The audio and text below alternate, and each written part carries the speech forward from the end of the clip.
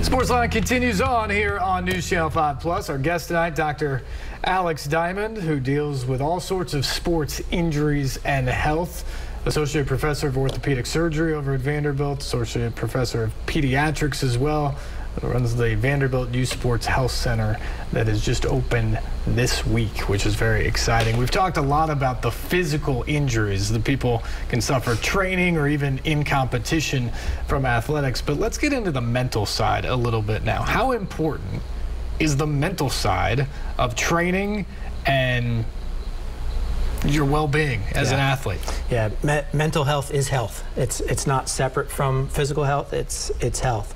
And I actually thought that's what I thought maybe you were going when you're telling me your story about how that year of sport was totally taken away from you from injury. It wasn't fun. Is that as athletes, that's our identity. That's who we are. That's who you train to be. It's what you love. It's your passion. And all of a sudden, an injury can take that away, and then you're sort of left with, who am I? What do I do? You're part of the team, but you're not really part of the team, and that can be really difficult on folks. And so. Overwhelmingly, as I said before, sports is positive, and it has a lot of tremendous benefits physically and mentally, but it does bring some of its own unique stressors to sport, and so injury is one of those. Sometimes a bad relationship, whether it be with parent or coach in that sport, can create a lot of stressors. And then, like all of us, athletes are people, and they have their own underlying things to begin with. Anxiety and depression is extremely common. But we know that being under the microscope, trying to perform, perfectionist culture of athletes puts a lot of strain on their mental health and well-being. Has the mental aspect of this been exacerbated by the pandemic and by what so many kids had to go through a couple of years ago? Yeah, I personally believe it has. I think there's some pretty good data to support that, and that just like us as adults felt the stress and strain of the different changes, and whether it's dealing with a sick family member, or a family member who may have died, or the loss of a business, or the loss of being able to do certain things, it all affected all of us, and kids were no different.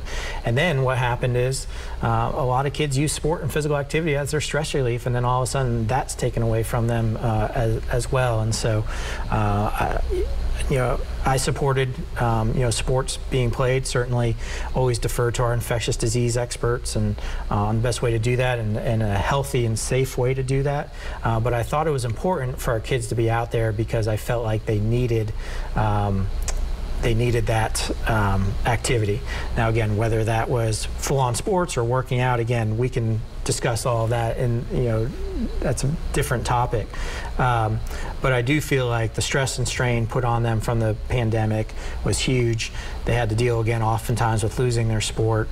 And then again, ramping it back up, saw a lot of injury. And so I do think that them being back to sport was a positive when that was able to occur in a safe way. 2020 was certainly a once-in-a-lifetime, we hope, time where people had to navigate what was going on in terms of overall society health. But I knew a lot of people around athletics, particularly with youth sports, that were really concerned about not just not having sports, but not having school, not having kids in class. And when you think back about that group of kids, I mean, a lot of them lost senior athletic seasons. They lost prom. They lost graduation. They lost the last chance to be around their childhood friends before they part off and do different things.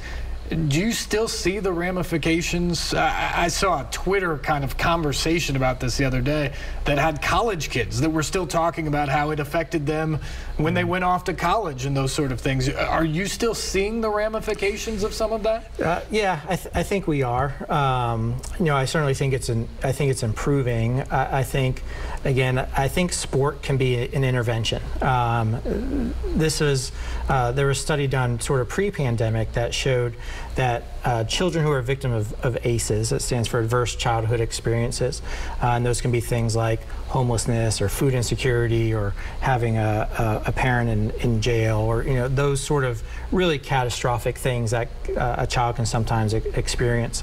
And what it showed was that kids who played a team sport and who had experienced one of these ACE events had less anxiety and depression as adults compared to those child and teens who did not participate in sport as well. And so, again, I think whether or not where we are as far as what was closed, what we did, I think where we are now is that we have an intervention. We know that physical activity as well is important for treating anxiety and depression and mental health. It has a boost to it.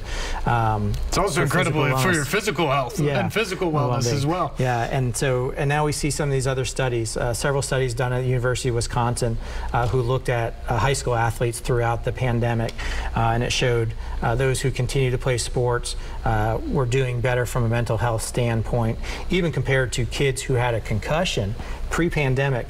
Their quality of life was rated less than those who actually had a concussion, unless you played sport, and that's what brought those numbers up. And so, again, I've hit on it several times, but sport is a very powerful vector for all of us. Just like bad habits can form early, good habits can form early, and this is a way to combat that. Tennessee has one of the, if not the highest combined rate of overweight and obesity in our child and teen population in the country. Again, sport is the leading pathway to physical activity. So. There's a lot there. We could have an entire another episode on the concussion issue alone, I think, if we wanted to tackle into that. But the bottom line is sports is something that has done so much for so many people in terms of what it teaches you, the health it provides, and all those sort of things. And, Doctor, you're doing a great job of making sure that those athletes get on the field and have their best chance to succeed. We'll take a final break. We'll come back and wrap it up after this.